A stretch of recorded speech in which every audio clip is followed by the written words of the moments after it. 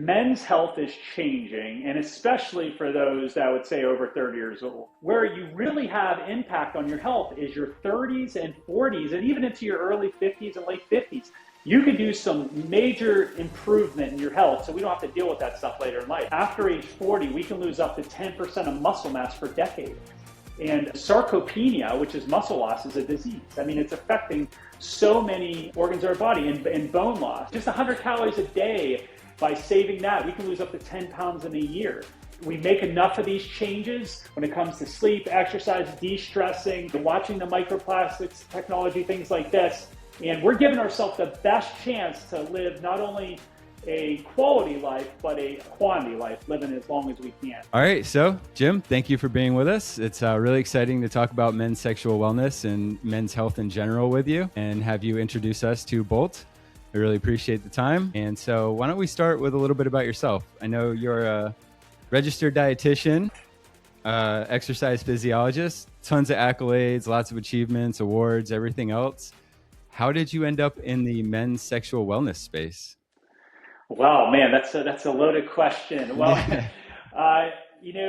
number one, I'm a man. I got the prerequisite. That's a starting point. But I think, where I started focusing on men's health, I'd have to say it was almost boys' health. I was 16 years old. I was the skinny kid.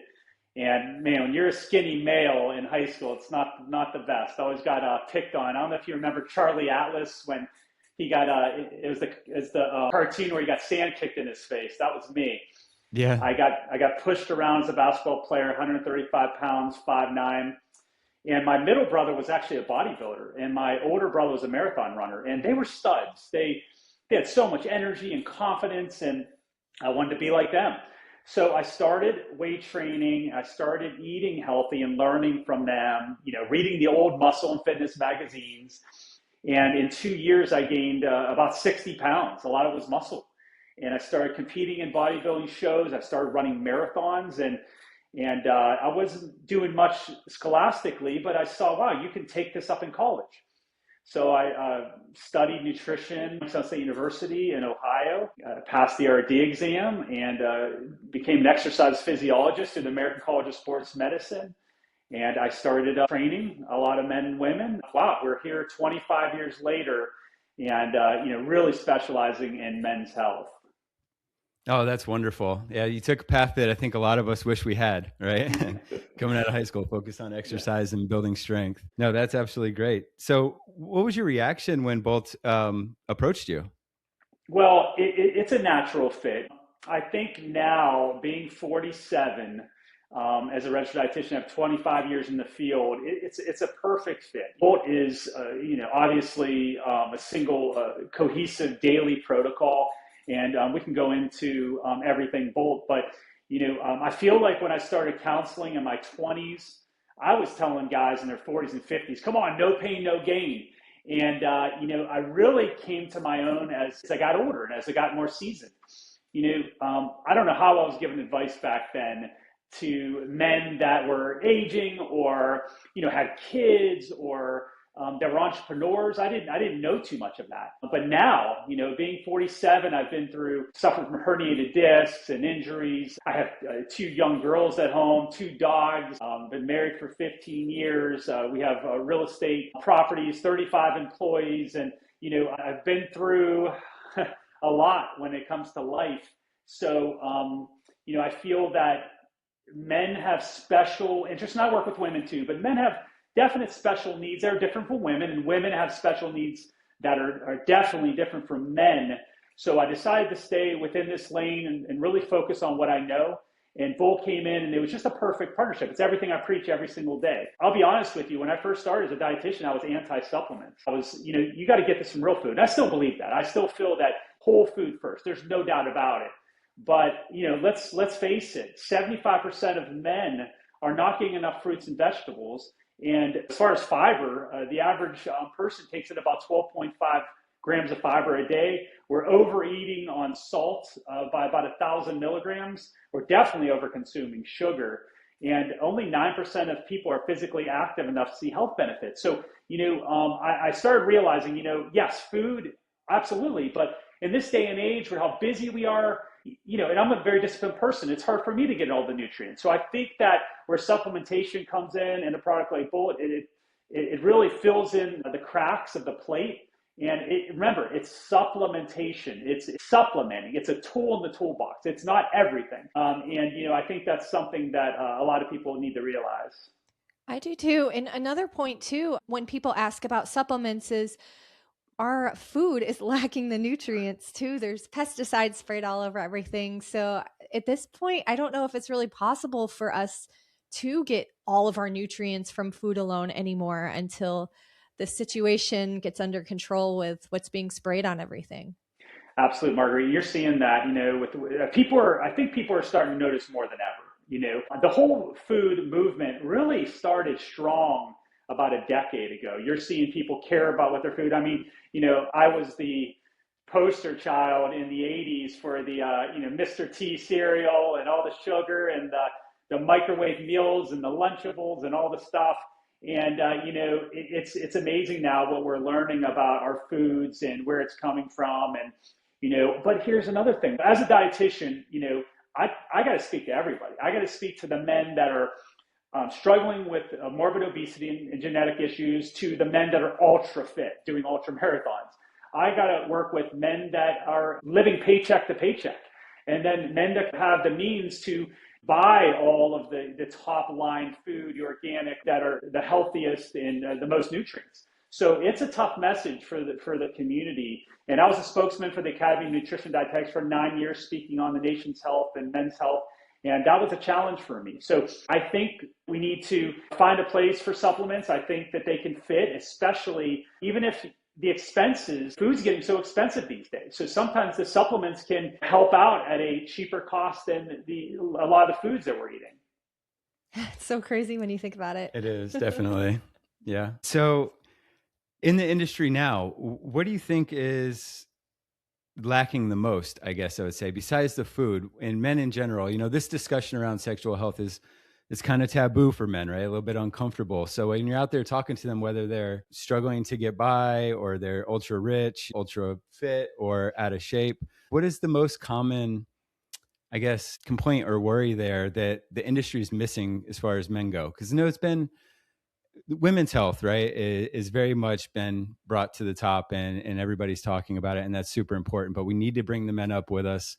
And I think it does start with sexual health and the overall maintenance and sort of control of the system, not the symptom, right? Absolutely. I mean, starting with sexual health, it's so funny that 2 years ago, we had a conference call with all of our dietitians, and we have half men, half women.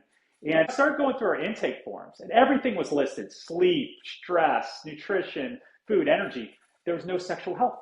Yeah. So I added it onto our sheets. And it was amazing. The dietitians were like, the women dietitians were like, I don't feel comfortable talking about this with men. The men dietitians were like, I don't feel comfortable talking with this for women and even men. So I started really talking to them. Listen, sexual health is a part of our overall health.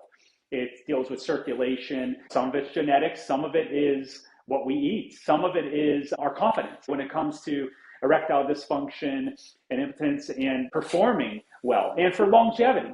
And I feel that this is something we need to add. So they said, okay, I gave them talking points how to talk about this. And now it's something that each of our dietitians bring up and have these conversations. And it's helped a lot of people. But what you brought up, I think there's a lot of issues in the industry. I think with men, where they get caught up is in a lot of the hacks, especially right. Men starting off, or even if they're, I understand those high level performers, go into the cold plunge, a lot of benefits, intermittent fast, take supplements, all that. That's great. But, I got a big portion of men just starting off, and they're like, okay, I want to do this workout hack, when they're not getting enough exercise in, or they're getting 3 hours of sleep in a night, or they're eating poorly. So, I think we need to focus on macro before we go into micro.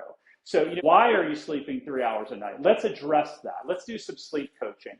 Why is your stress so high? Can we work on some time management, maybe some yoga, meditation, or therapy? Men are going to therapy more than ever these days. Or when it comes to your nutrition, let's take baby steps. How can we improve your diet by 10%? Then once we master that, let's go to the meso level. Then we can start going into the minutia and tightening things up and working on all those hacks. No, I love that answer. It's perfect because the hacks, they come and go, right? You won't see the benefit right away and you get stuck and you're not actually treating what is necessary to make you feel better as a person.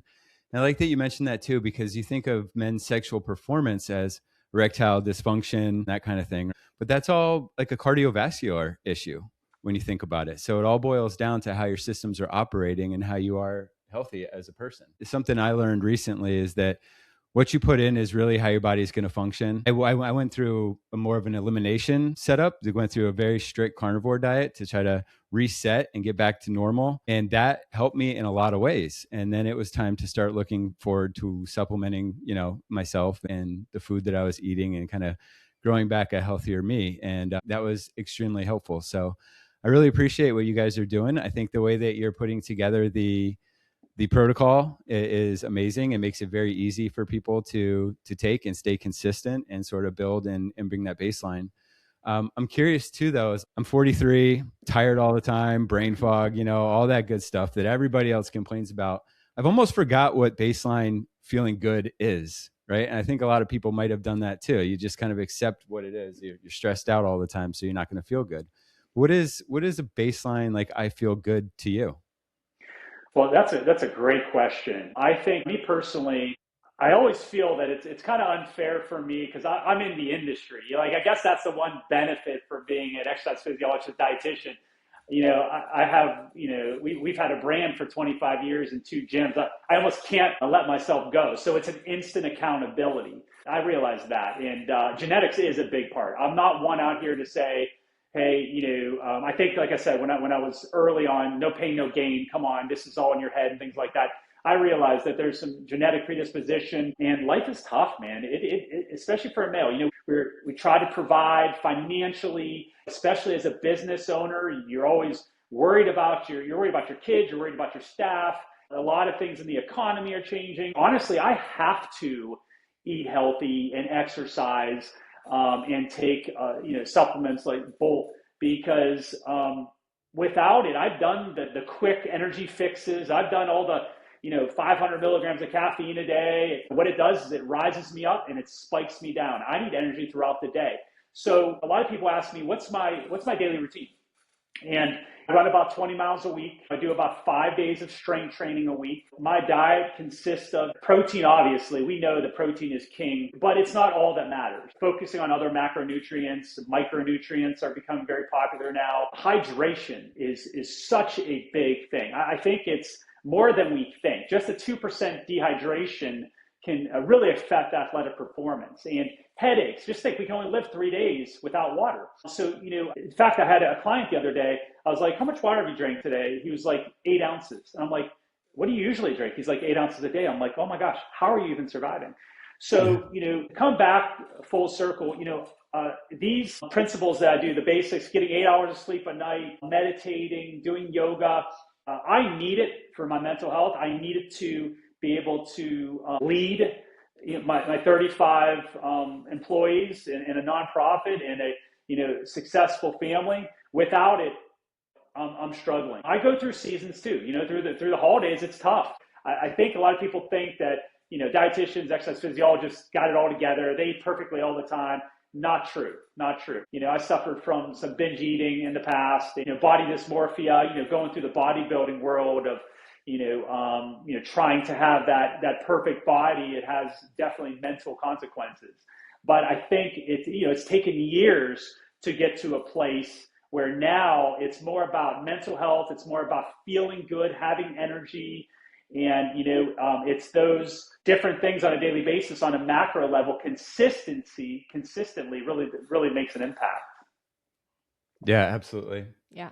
So then next question I have for you is, in the past, in men's health, sexual health, most of the products out there, it's junk, right? It's like gas station products and other things, high caffeine, all those different pills you can take, the quick fix, right? I can't believe people take that. I know. But, I'm glad we're having this conversation, right? And it's coming to the forefront because it's more important. So really two questions. One, what are some products or ingredients that men should really look out for and try to avoid? And two, how is Bult improving upon that with the stack? I don't know if you want to call it a stack or not, but the protocol that you've put together, how does that support all of what we've talked about on a daily basis for men and really rebuilding their systems?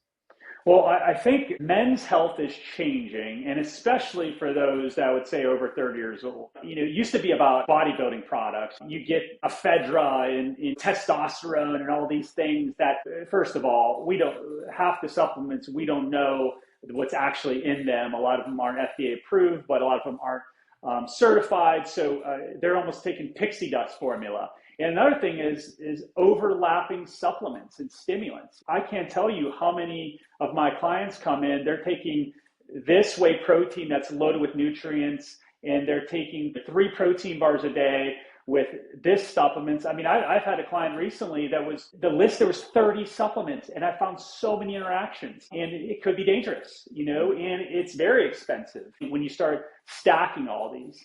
So the number one thing I look at is, what are you deficient in? And I recommend everyone go in and see their doctor, get your labs drawn, take care of your health. I have a lot of clients that don't go to the doctors.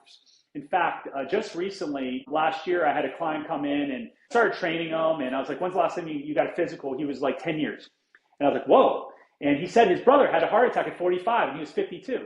So I said, listen, tomorrow, set up your doctor appointment, go get your calcium scores, go get your cholesterol checked.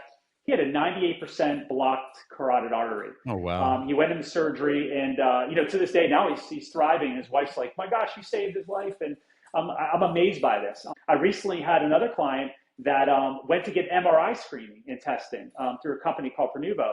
And this is very popular now. This is like next level. But he found a thyroid nodule that was suspicious, cancerous, got it removed. If he wouldn't have went this next step, he might have not checked this out. And it's not even about the older gentleman. I have a 30-year-old right now that has liver disease, non-alcoholic fatty liver disease from obesity. And he had to get liver biopsies like at stage 3. So, this stuff develops in our 20s and 30s. So, go get checked, take the supplements where you have deficiencies. If you have a vitamin D deficiency, you have a magnesium deficiency, that's the first thing. Or even look at your diet. What are you missing? Obviously we know calcium and vitamin D3 are very important. If you are on a vegan diet or you're not consuming any dairy, if you're not getting these nutrients, well, then supplement. The one thing I love about Bult is it's a single cohesive daily protocol, and it has clinical relevant nutrients. They're the nutrients you need. This isn't stimulants, or you're not going to overstack. It's designed for men that are thriving. This isn't a supplement for a person that says, you know what, I'm just going to take this and I'm going to feel better. This isn't an end-all supplement. This is like I said, a supplement that is going to be focused on men that are doing the right things. But, obviously we got a lot of life things that are happening. Marguerite, you said about our food. A lot of our food is lacking in nutrients. Well, this is for that men. And it has a core formula. It's very absorbable. It has methylated B vitamins, chelated minerals, and it's nutrients linked to men's endocrine system and cardiovascular system. Also has a vitality supplement with ashwagandha, beetroot extract. It has a lot of botanicals that help support nitric oxide and circulation. Has a great omega-3s such as EPA and DHA that has sunflower lecithin that helps with the absorption. So it's all these things that focus on supporting those underlying systems for the foundation of men. I think that's important. It's something that we definitely have to look into if our diet is lacking. The wellness world is like very loud. So, and men are very simple. So what are some good ways that, of course, besides the supplement, but just like in normal life, do you think is a great way for men to kind of just seamlessly make wellness a part of their everyday lives? I really think that a lot of it is time management issues. Just 2% of our day is a 30-minute workout. And I bet if most men took their day 24 hours. Obviously, we sleep for 8 hours. Let's say we work for 8 hours. What are we doing for those other 8 hours? So let's start analyzing there. I know we can chop off some time from scrolling on social media and I know we need some time to just kind of relax and watch a Netflix show, things in there, but why not watch your favorite Netflix show on the elliptical and kill two birds with one stone? Meal prepping is so important. Meal prepping, you can do it on Sunday and Wednesday. Put some music on, do it in the kitchen, do it with a partner, and that saves so much time during the day. I was watching David Beckham's documentary. He sets all of his clothes out for 7 days. Now, that might seem a little neurotic, but that's something I do on a daily basis. Set my clothes up in the morning. I have my breakfast already ready. I have my Nespresso already, the pod already in there. So when I wake up, I go to the restroom, get changed, clothes are ready, coffee's ready. So I have time to get out the door and get in a workout. And I think these are some hacks out there, but I think with some time management and really, where is my time going? Because we got to realize that health, it's one of the top things. If we don't have our health, we have nothing. So if we're not putting a priority on that, then something is kind of out of whack. And then sleep. We're talking about sleep more than anything these days. We're realizing that poor sleep leads to poor eating. It leads to potentially skipping your workouts. It leads to a lot of guys wake up, they need energy. So they go get their caramel macchiato or any their coffee drinks with their donuts to pick them up with sugar. Then they crash, and then it's just a whirlwind. And then they're stressed the night they drink alcohol, which can really affect our sleep. We know that with our HRV and our high heart rate. So I think it's one of those things, prioritize. Try to go to bed the same time every night. Really focus on not eating 3 hours before bed. When we eat, it gives us energy. We don't want that right before bed. Don't exercise right before bed. Exercise increases adrenal hormones. It increases our heart rate. Again, gives us energy, not the things we want to do before bed. And I understand, I'm a realist. Maybe not eliminate alcohol if you have a hard time with doing that, but try to cut it in half. Or maybe do it on the weekend. I think some of these things, these little things make a big difference. If we just save 100, yeah, absolutely. Just 100 calories a day, by saving that, we can lose up to 10 pounds in a year. So it doesn't have to be a huge overhaul. It's these micro changes that can really last. I totally agree with that. And one thing you mentioned too, with not eating before sleep, like 3 hours before you go to sleep, that one used to be so hard for me because I'm so busy throughout the day and then I'd want to eat before bed. But something that now literally stops me in my tracks when I think about eating is how when you go to sleep, your body should be focusing on repairing, restoring instead of digesting. So that kind of stops me because I'm like, oh, wait, no, I do not want to be digesting instead of repairing. Absolutely. And, going horizontal, it's obviously bad for reflux.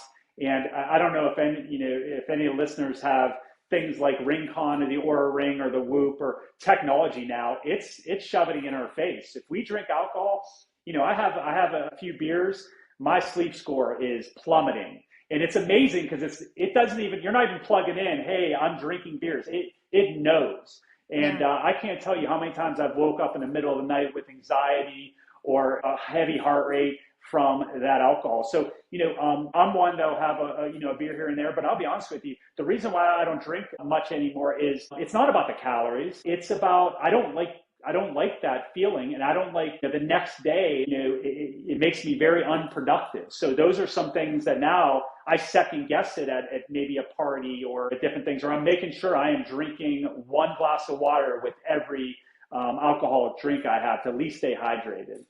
No, that's really awesome. You just said that because we've been having that conversation recently, actually, is that we noticed if you pay enough attention, even just a couple drinks the night before, that next day we feel depressed. So depressed. Right. And you don't realize it. You don't realize it unless you actually think about it. You're like, okay, I don't feel right. I am depressed today because I had a little bit of alcohol. And when you don't drink often, sometimes it can hit you harder and even last 2 days because your body's not used to it. Yeah, exactly. Yeah. No, thank you. Yeah. Yeah. It goes back to what Karl said about like that baseline. Like I always say, like I got a lot of clients doing dry January or whatever. And then next thing you start drinking, I go, it's like a poison. You've cleansed your body out. Now that baseline's a little different. So you're going to feel it a little bit more. Yeah, Yes. exactly. That's exactly. Yeah, I'm not a fan of that anymore. I don't know how I did it so much in my 20s. I still do it, just like very few and far between. Yeah. Yeah. Well, I got a question too about some of the trackers that you can wear and your cell phone monitoring your body. How do you feel about that as far as the radiation from the cell phone or from the technology and how that might have implications on your system and your stress levels and that kind of thing? Yeah, it's a tough conversation to have because we're seeing a lot of things and we're doing a lot of things that we did years ago, like the microplastics. Now we're seeing, this is something that's coming out now that could be harmful to our health. And, Mhm. we talk a lot about, we know that sugar is poison. We know that smoking, we know, alcohol, now they're saying, no amount of alcohol is good. So, those things are changing. But when it comes to environmental factors, these things are coming out more and more.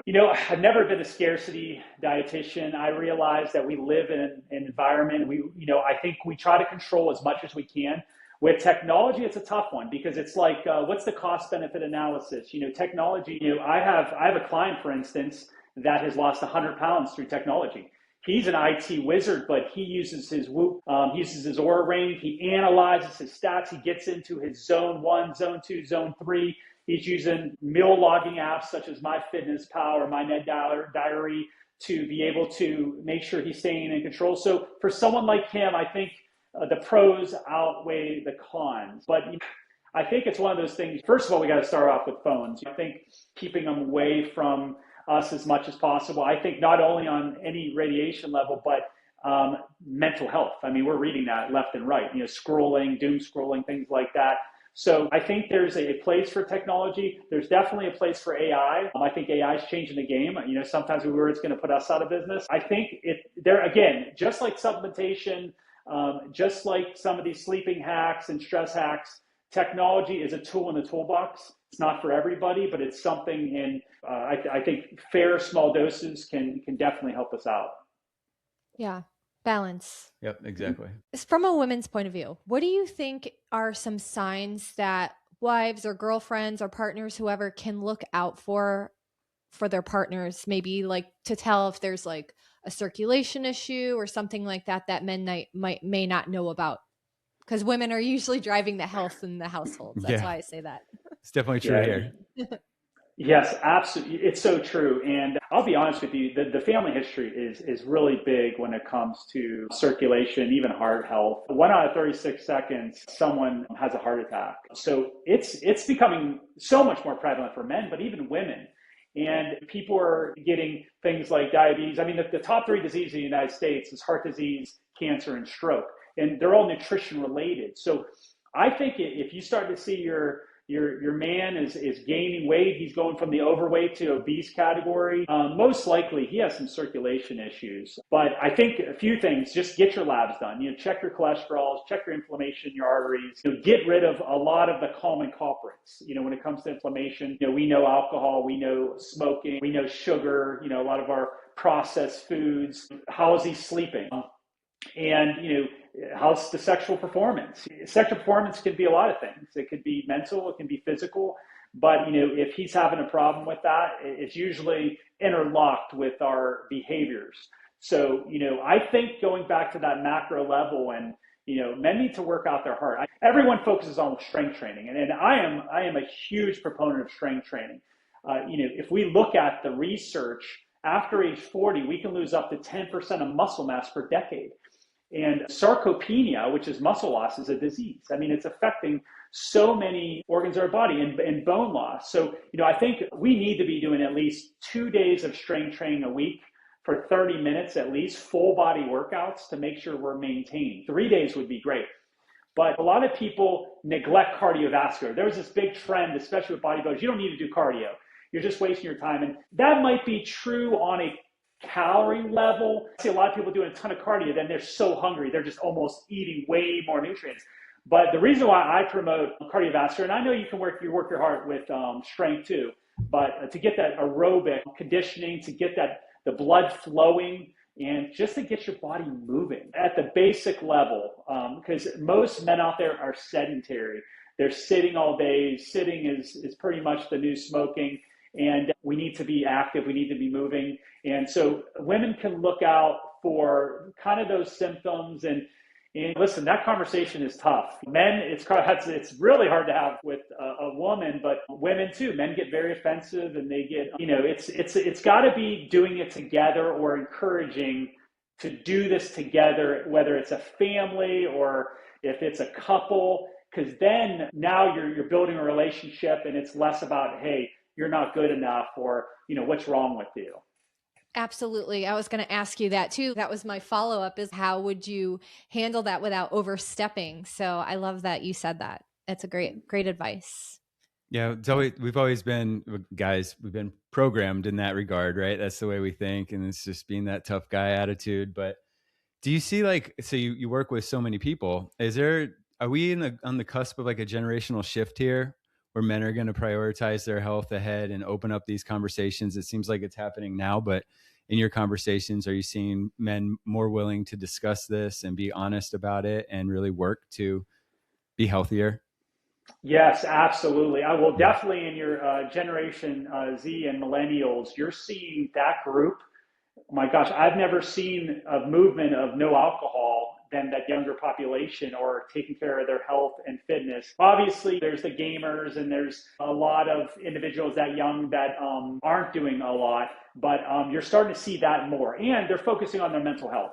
And with that, they're more open up. Now, the Gen X, which is my generation, and which I think it's your generation too, and the baby boomers, I think what's happening with that group, yes, research shows that they're focusing on their heart, they're focusing on their GI health, maybe a little less on the vanity side. And that's always a number one motivator, but they're starting to realize, I worked my whole life, I'm getting ready to retire, and I'm not feeling well. I have an example of this 7-year-old that comes into our gym, and he's one of the most successful guys that I know. He's had, I can't tell you how many surgeries, at least over 10. He walks in with a cane, and I started thinking about it. It's really amazing that, a lot of men and women work their whole life, and then they get into their golden years. This is the years where we're supposed to kick back and we're not working and relax, and they are, stricken with surgeries and health concerns. And it's like they're feeling so bad. I recently saw a doctor say that, sometimes I don't think it's too late, but where you really have impact on your health is your 30s and 40s, and even into your early 50s and late 50s. You could do some major improvement in your health, so we don't have to deal with that stuff later in life. But when it comes to that time, you got a small room, to be able to, function. If you have all these injuries, you're not going to be able to run or, lift weights like you used to. If you have cardiovascular conditions, you can't go at those vigorous to moderate intensity levels. You got to stay low intensity. So, I think that through all the generations, I'm seeing improvement over my last 25 years. Health is becoming very, very popular. I think technology and AI is definitely going to help. GLP-1s is taking over the industry. I never said there was a magic pill until that has came out. But obviously, we don't know long-term side effects. What happens when you go off? It's expensive. That's always a concern. I've had a lot of clients that have seen great success. As soon as they go off, they gain all their weight back, and their appetite comes back with vengeance. So there has to be a plan with that. Again, I think all these small things are tools in the toolbox, but we got to get those big things underway before we do any of those. Right. You got to have that foundation. Yeah. You got to be healthy with your food, your exercise, sleep, and stress before any of that will actually have any good impact for you. And that's how you create the longevity with it. Right. It's just kind of like back to the basics, like you always say. Mm-hmm. Which, speaking of prevention, let's go way, way early into prevention for the parents who have sons in this case. What do you think are some ways that parents can support health and even fertility starting as a kid, and the kind of habits that we can encourage our sons to get into? Yeah, this is a challenging thing for many parents. And I think it's definitely challenging for parents with boys, and even more challenging with parents with girls when it comes down to the amount of eating disorders that are popping up in our younger generation. I think, the biggest thing is we got to keep our kids moving. And I guess, I talk so much about how technology can improve, but for that younger generation, technology is actually hurting them. They're gaming, they're on their phone, they're scrolling, not only sitting there, which is bad for their physical health, but their mental health. I just saw a study that kids that get a cell phone before age 13 have an increased risk of suicide. So we're seeing some negative things with that. So obviously postponing any social media and phones as long as we can would be key, but getting them out. Again, when in my generation, we played outside. You always hear the phrase until the lights came on, or the lights went off at night, right? And that was big. We're moving around, we're jumping, we're exercising. And honestly, we were burning so many calories. And even if the food wasn't great, but I think now is a time where getting them moving, number one. And then, Marguerite, like you said about the food, I mean, geez, the kids, what they're eating these days with all the crackers and the chips and the sodium, you can see obesity rising. And that's what's happening. The type 2 diabetes, which is an adult onset, is now increasing so much in the younger population.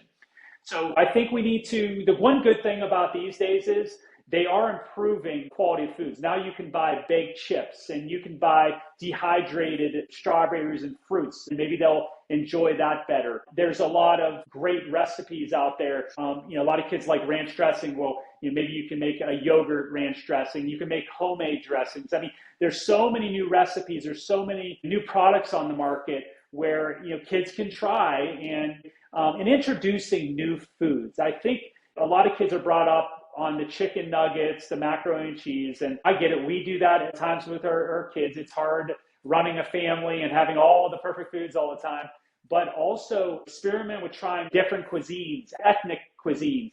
If they don't try it and eat like most parents eat, we're setting them up for failure later in life. So I think experimenting with them, getting them moving. The hard part is one thing we don't do with our kids, we got rid of the scales. We do not want our daughters jumping on the scales. We don't want anything focused on that. And also, we don't talk about weight at all. We don't use words like fat. We don't use those words because we know what that can do to their mental health. So we'll use words like, if you eat sugar, just watch your stomach could hurt from that. And they experience that. They'll feel that. Or, these foods are best to give you muscles and to increase your energy. So we use those positive words and try to keep on positioning that so they don't run into body dysmorphia issues or eating disorders or anything like that. Okay. Hey, we're doing pretty good. I love that. Yeah, that's what we do, right? Yeah. Good job. High five Good over job. here. Parenting win. Yeah. And I mean, it helps us too, because we're trying to support them and we're supporting ourselves at the same time. And I know for us, we take every opportunity to make our kids go outside and we'll go with them. I picked up skateboarding again. I'm not a skateboarder by any means, but it's fun to go down the street while they're riding their bikes and get them outside. And then, with the food and everything, try new things, explain to them why. And like when they do eat something and their stomach hurts, don't try to fix it right away, but explain to them, like you said, this could be because you ate that cupcake, so they start having that real, like almost adult level understanding of what they're putting in their body and how it affects them. And I don't think it's ever too early to do that with a kid. I agree. Yeah, for sure. And so with sexual wellness, with Bult, infertility specifically, the protocol is not designed to support fertility, but it's such a huge topic right now because everybody in their 30s and 40s are having trouble for a lot of different reasons. But it does seem like the protocol is built to support the systems to support fertility as well, right? Exactly. Okay. And the one thing I do like about it, it's not an AM or PM. There's 3 capsules in a sachet packet. And, I think the biggest things like where people go wrong is they don't take their supplements. I see this happen so many times with a lot of my guys that they're just like, they'll buy creatine or they'll buy different supplements morning and night, and they just forget about it. So I do love that aspect. I do love the clinical relevant dosing and how it supports these systems. We're not promising that, hey, we're going to skyrocket your energy with stimulants, or this is going to have a bunch of testosterone that's going to do everything. This is working what they already have. It's for men that are serious about their health. This isn't for men that are say, you know what, I'm not going to exercise and I'm not going to eat that great. I'm just going to take this. And it's not for that. This is for men that are already working hard, that they want to get to the next level. They want to support their system. But they're going to get checked every year. They're going to put health at least one of the top priorities in their life. No, that's great. I think one hack that I have is, if I was going to take it every day and it's in a pouch, I sit at my desk every day for work. So I put the box on my desk, and then you see it all day long, and there's not a chance that you're not going to have 5 minutes, 1 minute, whatever it is, to just grab it, take it, and get it done. Yeah. Absolutely. Yeah. And I think that goes with, what we were talking about. It's, having things planned, prepared.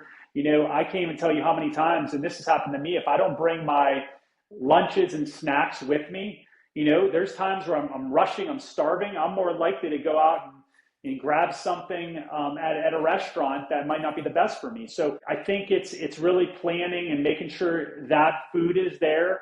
And another trick I do is I put my food into the charting systems the day before. I don't have time to do a lot of thinking throughout the day on this type of stuff. So I'll put in, what am I going to eat for breakfast tomorrow? What am I going to eat for my snacks, lunch?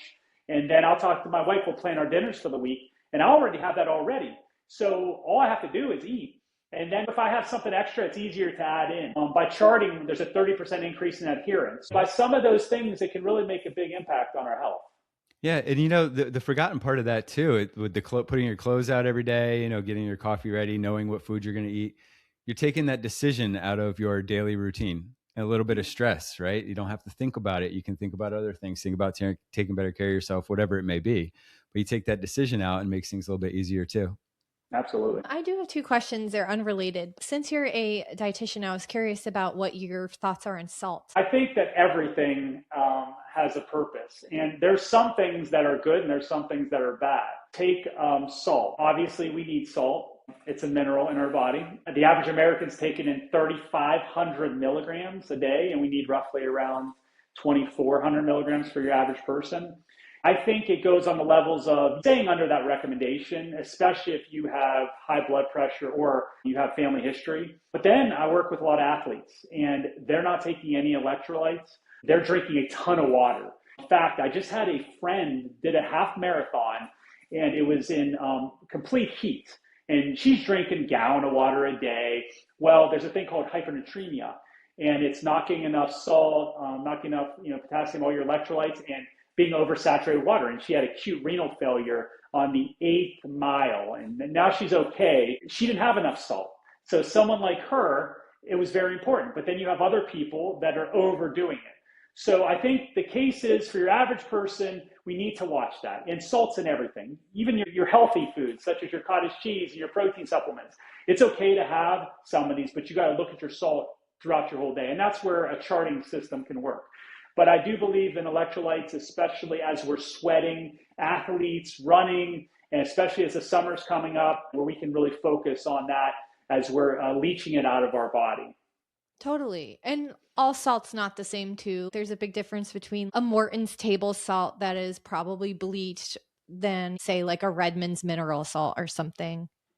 Absolutely. And I think that goes with sugar on that side too. We have our, white processed food, sugar, and then we have our cane sugar. There's, a lot of it affects the body the same, but we're getting a more cleaner version. So I think those are those next level. People always ask me, should I do sugar sweeteners? I think it's one of these things that I look for habits. Like if you're drinking 3 diet sodas a day for 20 years, you're gonna be in some trouble. If you're drinking 3 sodas a day for 20 years, you're gonna be in some trouble. But if you have one here and there, I think, like you said, it's about balance. We're not perfect. We like to have our wine here and there. A lot of people, we like to maybe have a Coke here and there. I think we got to look at the big picture. If we're doing most of the things right, we can have something here or there. Because what I've seen, I've coached bodybuilders for years. They get so on the micro level, eating all the healthy foods, that after their 12 weeks and after the show, they're eating the worst foods, and it really affects their mental health. So, I've seen that all in and all out, and that's not a good product either. So I think, having a little bit of salt, doing the cleaner salts, obviously, having a little bit of sugar, doing the cleaner sugars, obviously, and, enjoying life and food. Right. Do you ever recommend pickle juice? Yes, absolutely. Yeah. Absolutely. I love pickles. I probably eat 2 a day. I think it's one of those things, again, for those athletes. We train a lot of ultra marathoners, a lot of triathletes. I think for that population, for sure. for the general population, unless you want to enjoy a pickle or things like that, I wouldn't recommend it. We're getting plenty of salt. Do you know of any specific foods that would help reduce, kind of exterminate microplastics out of the body? Sorry, I know that's kind of like a random question, but I just know that has a lot to do with everything with men's sexual health and fertility too. I know microplastics are being found in testicles and everywhere really, but in this subject specifically. Yeah. The problem with microplastics are they have a hard time getting out of the system. I'm not quite sure. I know there's some chelated charcoal and different things that may help, but as far as food, that's something that I'm not quite sure on. That's what's successful. I'd have to look into the research on. Would you have any tips on avoiding them? Wow, that's a tough one. I think definitely microwaving. I probably wouldn't even recommend microwaving any plastics. The problem with our water bottles are we don't know where they've been. Some of them could have been sitting on a pallet in 90-degree, 100-degree sun, baking, and then that's what can cause, that heat can cause some of that leaching in.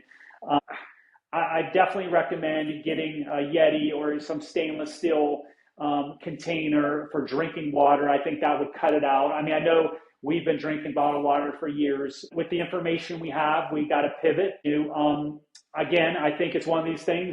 If we're heating up our plastics every single day and we're drinking bottled water every single day, it could be some people can still live to 100, 103, but it might be that one person that has some genes where maybe not. I think we just need to keep an eye on it. We need to make the changes that we can do economically and what we can do with our lifestyle. We make enough of these changes when it comes to sleep, exercise, de-stressing, watching the microplastics, technology, things like this. And we're giving ourselves the best chance to live not only a quality life, but a quantity life, living as long as we can. Right. Yeah. Those are some good tips too. I would add also a organic cotton boxers or underwear too for men. Yeah. No polyester.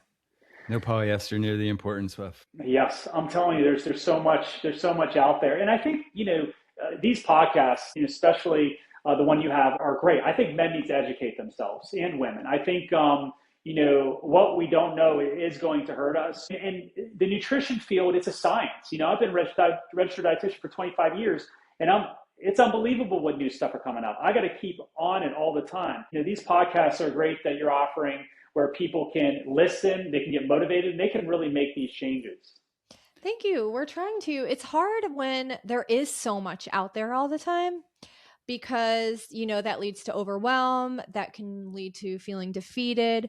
I think it's like so much more important to be aware. So we're just trying to kind of put the information out there and then take what you like and leave what you don't, because we don't want anyone to feel overwhelmed.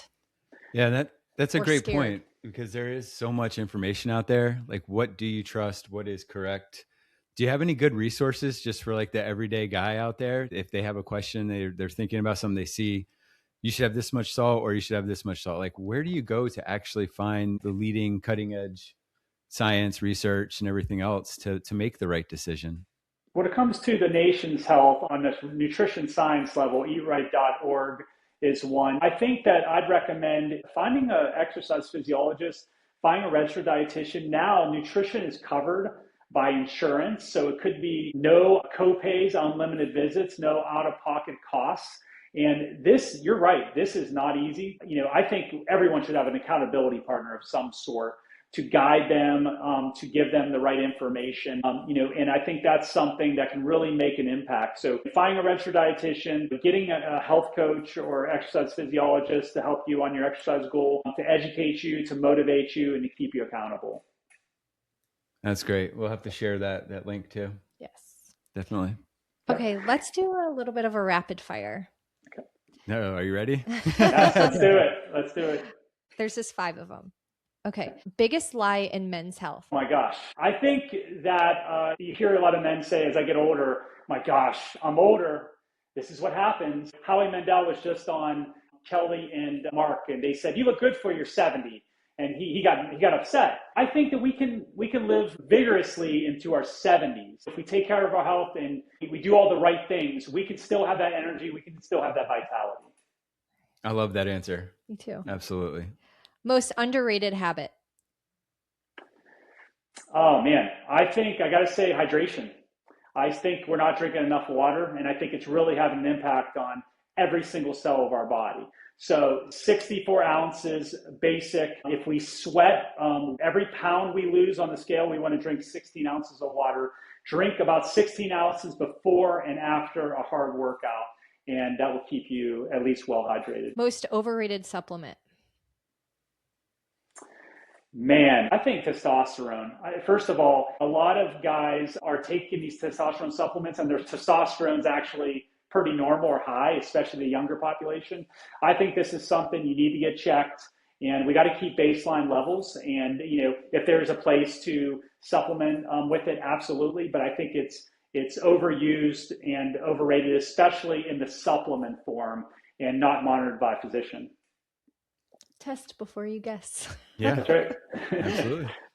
One thing every dad should do for his health? I think, honestly, it's getting up in the morning and working out first thing. We go through our day and we get blasted with everything. Kids, running kids to practice, obviously needs with our spouses and work, and we just lose track. So if we get it first thing in the morning, I always call it's eating the frog. It's doing the hardest thing first. It makes your confidence goes up. It gives you energy throughout your day. And it sets you up for eating healthy choices when you exercise. So that would be the first one. And that could be one of the toughest ones too. Like you said earlier, you got to have a little downtime at night. Maybe you want to watch your Netflix shows, but why not do it on the elliptical or while you're lifting dumbbells? I've intended to do that for years now. But by the end of the night, I just want to sit for a minute, just decompress before I try to go to bed and get some sleep, and then wake up and get right back into it. So it's something. It's tough, but it's definitely a very important. Need to be prioritizing that effort. Yeah, and I always recommend habit stacking. If you love a cup of coffee, make that your reward after that morning workout. That's a great way to look at it. Yeah. With some food in your system first. Yes. And the last one is one thing that has improved your life the most. Kids. I second think that. I feel that when you always see how a diamond's made and how it gets purified. I feel like with kids, they test you. You're selfless. You sacrifice. You'll do anything for them, and it makes you a better person. It makes you a better father or mother, and the love that they give. I think it keeps us young. I think so too, and I think always knowing that you're setting an example, they're always watching you, totally makes you want to be a better person. Yes, for sure. Absolutely. Absolutely. So good for you. Yeah. If you're paying enough attention. Is there anything else that you want to add for Bult or for men's health in general? Yes, Bult official supplements are coming out this summer. If you want more information, go to BultOfficial_. If you want to hear about what we're doing at Jim White Fitness, JimWhiteFit.com to find out the latest nutrition and exercise, and if you're interested in nutrition counseling. And I think that, again, Bult supplements are a great package for men trying to get to that next level on the vitality sense, on the improving cardiovascular and our vascular systems, hormonal balance, and it's foundation for sleep and really setting the stage for optimal health. No, that's great. Yeah, definitely for all the listeners, check out your website. There's a lot of great information out there.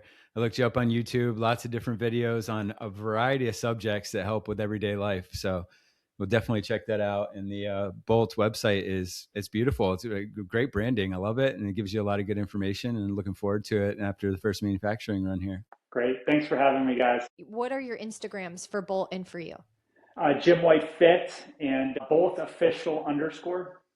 Perfect. Awesome. Well, hey, Jim, we really appreciate it. This is a really good conversation. I love it. I think you're doing great stuff, and we'll just keep pushing out information and getting men's health to the top of the talking list for everybody. But, just being able to feel comfortable and have these conversations is step one, and, hopefully good things to come for all of us. Great. Thanks for the platform, guys. Yeah, absolutely. of course. Really appreciate it. Thank you so much. Thanks so much for listening. If you'd like to follow along with us, you can find us on Instagram at CrunchyPod and at Unapologetically Crunchy. We have the same handles on TikTok too. And check out our websites at crunchypod.com and unapologeticallycrunchy.com. And if you have some tips and tricks you'd like to share with us, feel free to DM us or contact us on the website. And one more thing, if you love our podcast, please consider sharing with every single person you know who would love it. And leave us a review. Oh, and you can tell them to leave a review too. We are so beyond grateful for your support. Thank you so much. Peace, love, and crunch.